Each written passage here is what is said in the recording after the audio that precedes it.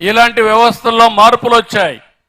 ఆ వ్యవస్థల్లో మార్పుల వల్ల సంపద వచ్చింది, ఆదాయం పెరిగింది. ఆ ఆదాయాన్ని మళ్ళా పేదవాళ్లకు పింఛన్లు ఇవ్వడానికి, పేదరిక నిర్మూలనకు ఉపయోగించే పరిస్థితి వచ్చింది. ఇప్పుడు నేను ఆలోచించే స్కీము, డబ్బులుండే ప్రతి ఒక్కరు కూడా డబ్బులు లేని వాళ్ళకి సహాయం చేసే కార్యక్రమం. ఒకప్పుడు జన్మభూమి పెట్టా, ఇప్పుడు P4 పెట్టా.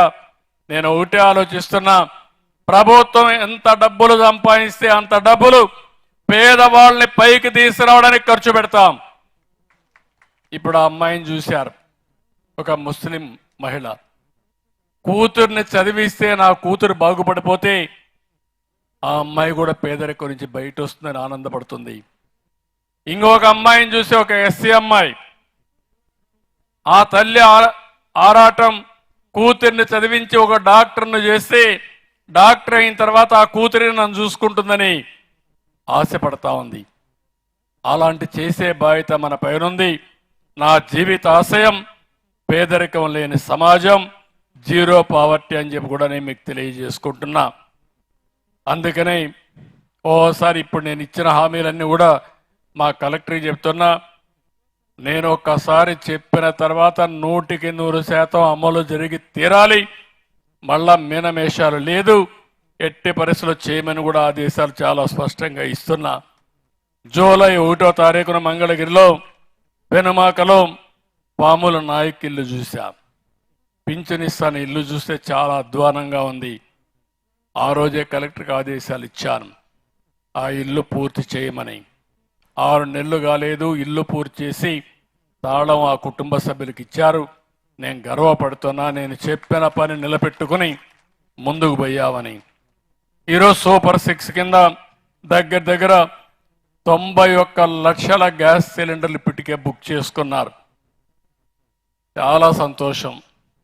నేను మీరు డబ్బులు కూడా కట్టకుండా ఇవ్వాలనుకుంటున్నాను, కానీ కేంద్రం ఒప్పుకోలేదు.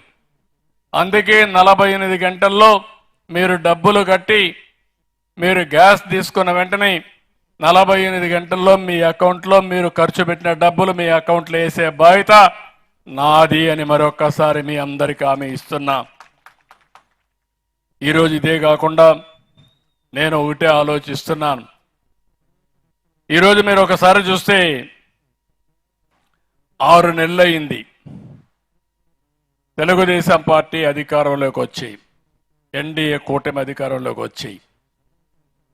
ఎన్డీఏ కూటమి 6 నెలల్లో ఏం జరిగిందని మీరు ఒక్కసారి ఆలోచిస్తే, 4,000 రూపాయలు పింఛను ఇచ్చాం. మేము జూన్లో అధికారంలోకి వచ్చాం. ఏప్రిల్ నుంచే పింఛనిచ్చి పేదవాళ్ళని ఆదుకున్న ప్రభుత్వం ఈ ఎన్డీఏ ప్రభుత్వం అని చెప్పి కూడా నేను మీకు తెలియజేస్తున్నా. అన్నా క్యాంటీన్, పేదవాళ్లకు ఉచితంగా భోజనం పెట్టే కార్యక్రమం. 5 రూపాయలకే బ్రేక్ఫాస్ట్, మధ్యాహ్నం లంచ్ కూడా ఇది, రాత్రి కూడా 5 రూపాయలకే.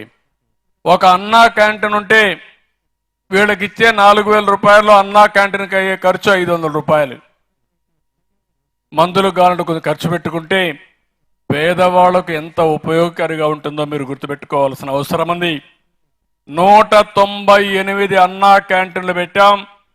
అవసరమైతే ఇంకా 5-10 పెట్టి ప్రతి ఒక్క నియోజకవర్గంలో 1 కంటే ఎక్కువ అన్నా క్యాంటీన్లు పెట్టే బాధ్యత, పేదవాళ్లకు ఉచితంగా అన్నం పెట్టే బాధ్యత ప్రభుత్వం తీసుకుంది.